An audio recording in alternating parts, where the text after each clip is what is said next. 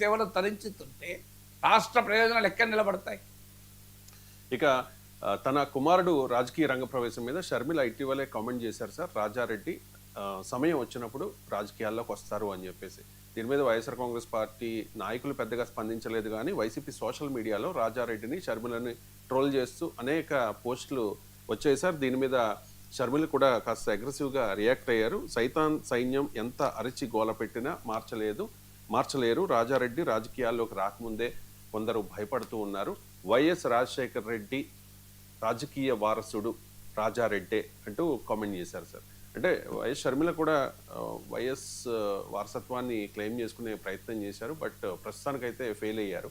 Rajareddy YS రాజకీయ వారసుడు అని షర్మిల అంటూ ఉన్నారు సార్. మీ కామెంట్. అంటే జగన్ వారసుడు ఇంకా రాలేదు కనుక షర్మిల ముందుగానే రంగ ప్రవేశం చేస్తే ఫస్ట్ ఆపర్చునిటీ ఉంటుంది కదా, ముందొచ్చిన వారికి అగ్రతాంబూలం ఉంటుంది కదా అని అనుకుంటున్నట్టున్నది.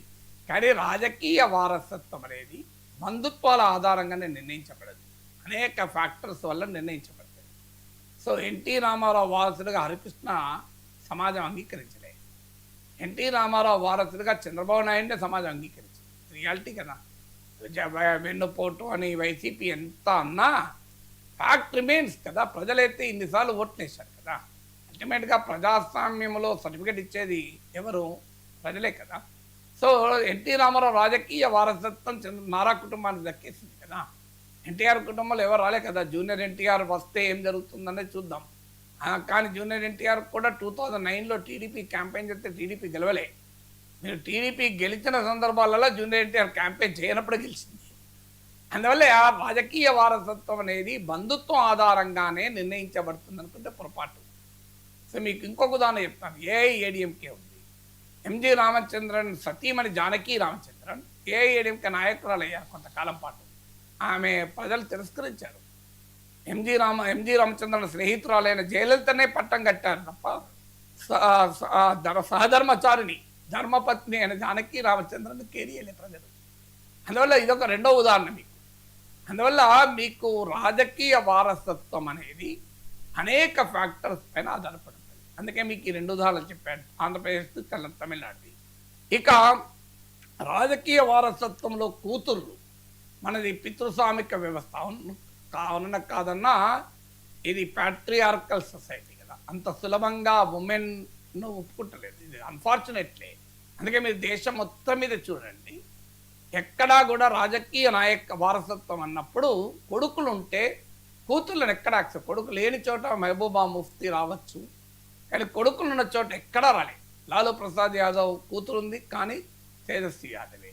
తమిళనాడులో అయితే కనిమొజి ప్రముఖ నాయకురాలుగా కూడా ఉన్నారు, కానీ స్టాలినే. ఇక్కడ కేటీఆర్ కానీ కవిత కాదు, అక్కడ జగనే కానీ షర్మిల కాదు. ఇలా మీరు దేశం అంతటా తీస్తే ఆఖరికి మహారాష్ట్రలో సొంత కూతురు సుప్రియా సులే కాదు, అజిత్ పవారే మోర్ పవర్ఫుల్ సోదరుని కొడుకు. మీరు గమనించండి, ఎందుకంటే మనది పితృస్వామిక వ్యవస్థ.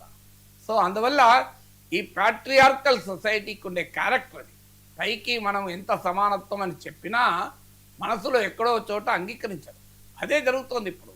సో ఇక అందుకే షర్మిల ఇక తన కొడుకును, ఈ సమస్య రాదు కదా, ప్యాట్రియార్కీని జయించవచ్చు. మనమడు కనుక పేరు కూడా వైఎస్ రాజారెడ్డి కనుక లోకేష్ లాంటి వాళ్ళు రాజారెడ్డి రాజ్యాంగం అంటున్నారు కదా. సో అందువల్ల ఆ వంశ పారంపర్యం, ఎందుకంటే మన భారతీయ సమాజంలో సంస్కృతిలో తండ్రులు తాతలు కుటుంబాల పేర్లు ఇవన్నీ కీలక పాత్ర పోషిస్తాయి. అందువల్ల జగన్ షర్మిలాల మధ్య పోటీ ఇంకా కొన్ని దశాబ్దాల పాటు ఉంటుంది. ఈ పోటీలో షర్మిల ఆల్రెడీ ఓడిపోయారు. భవిష్యత్తులో ఇక అనూహ్య పరిణామాలు జరిగితే తప్ప. కానీ జగన్ షర్మిల పోటీ ఇంకా కొన్ని దశాబ్దాల పాటు ఉండగా ఇప్పుడు నెక్స్ట్ జనరేషన్ వారసత్వం కదా. జగన్ వర్సెస్ రాజారెడ్డి అయితే ఉండదు కదా. జగన్ పిల్లలు వర్సెస్ రాజారెడ్డి ఉంటుంది ఫైట్ అంటే. సో ఆ ఫైట్ లేదు కదా. ఇప్పుడు జగన్ వర్సెస్ షర్మిల ఉంటుంది, జగన్ వర్సెస్ రాజారెడ్డి అనే ఫైట్ ఉన్నప్పుడు కదా అప్పుడు ఏం జరుగుతుంది అనేది నెక్స్ట్ క్వశ్చన్. ఇప్పుడు శివపాల్ యాదవ్ వర్సెస్ అఖిలేష్ యాదవ్ అన్నప్పుడు తమ్ముడికి కాదు కొడుకు వైపే పార్టీ నిలిచింది. అందువల్ల మనమని వైపు ఉంటుందా కొడుకు వైపు ఉంటుందా అన్నప్పుడు సహజంగా కొడుకు వైపు ఉండే అవకాశం ఉంటుంది. అన్లెస్ పొలిటికల్ కాంటెక్స్ట్ మారుతున్నాయి. మళ్ళీ అదే చెప్పాను, ఒక డ్రమాటిక్ పొలిటికల్ కాంటెక్స్ట్ మారితే తప్ప చేంజ్ కాదు.